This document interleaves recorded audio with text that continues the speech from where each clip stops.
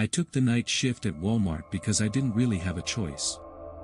I just moved to a small town in the Midwest, one of those places where everything closes early and people look at you a little too long if they don't recognize your face. I needed a job fast, and Walmart was the only place hiring immediately. Overnight stocking. 10 p.m. to 7 a.m. The manager who interviewed me barely asked questions. He looked exhausted, like someone who hadn't slept properly in years. When he handed me the schedule, he paused for a second and said, "If anything feels off at night, you report it. Don't try to handle it yourself." At the time, I thought he was talking about shoplifters. My first few nights were boring in the way only night shifts can be. The store stayed open 24 hours, but after midnight, it was basically empty. A few truckers, someone buying baby formula at 2 a.m., the occasional person wandering the aisles like they forgot why they came in. Around 3 a.m., the store changed. I didn't notice it all at once. It was subtle. The air felt heavier, like the building itself was holding its breath. The constant hum of the fluorescent light started to sound louder, almost aggressive. Even the footsteps echoed differently. That was also when the customers started acting wrong. The first one I noticed was a woman standing in the cereal aisle. She was completely still, staring at the shelves like she was reading something written between the boxes. I asked if she needed help. She didn't respond. I thought she hadn't heard me, so I asked again, louder this time. Slowly, she turned her head toward me. Her eyes were open way too wide. Not scared wide. Just empty. Like she wasn't really seeing me. Then she smiled. It wasn't a friendly smile. It was the kind of smile you give when you're trying to remember how smiling works. She turned back to the shelves and stayed there. Didn't move. Didn't blink. I left her alone. Over the next week, I started noticing more people like her. Customers who didn't push carts. Customers who didn't buy anything. They just stood in random aisles, staring. Sometimes they whispered to themselves. Sometimes they smiled at nothing. I asked one of the senior employees about it. He didn't even look surprised. "Yeah," he said. "They come in every night." "Who are they?" I asked. He shrugged. "Don't talk to them. And don't follow them." That should have been enough for me to quit. But I didn't. One night, around 3:17 a.m., I remember the time because I checked my phone, the store speakers crackled. At first, I thought it was a normal announcement.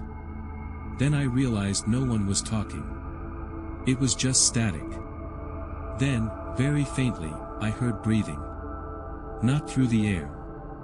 Through the speakers. I froze.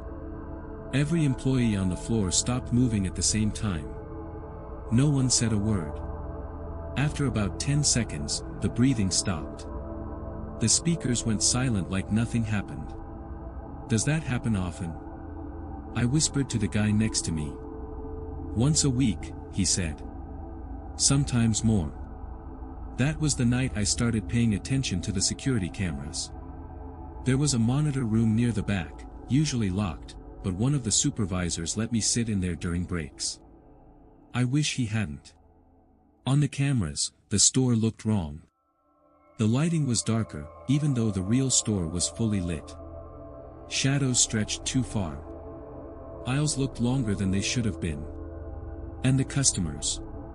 Some of them didn't appear on camera at all.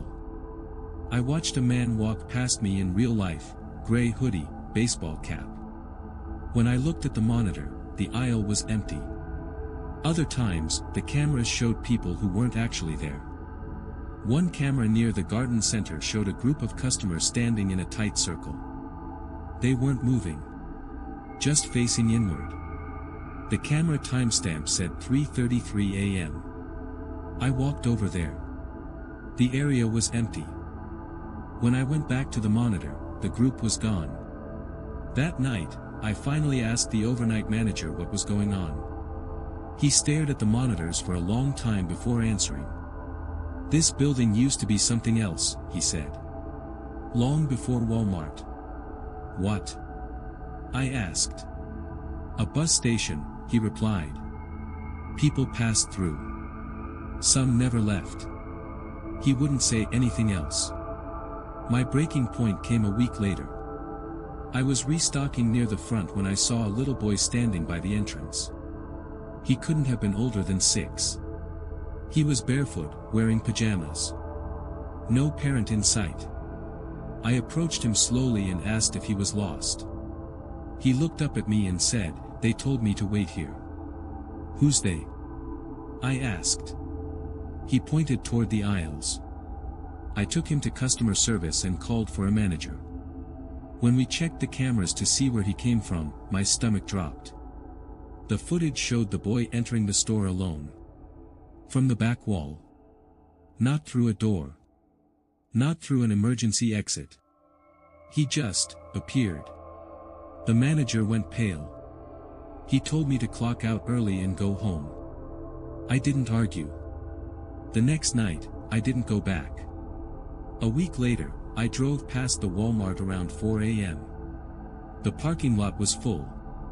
Every light inside was on. But the store was closed. The windows were dark. I swear I saw people moving inside anyway. I still don't shop at 24-hour stores. And whenever I pass one late at night, I think about something the overnight manager said to me on my last shift. "Some places don't close," he told me. "They just pretend they do."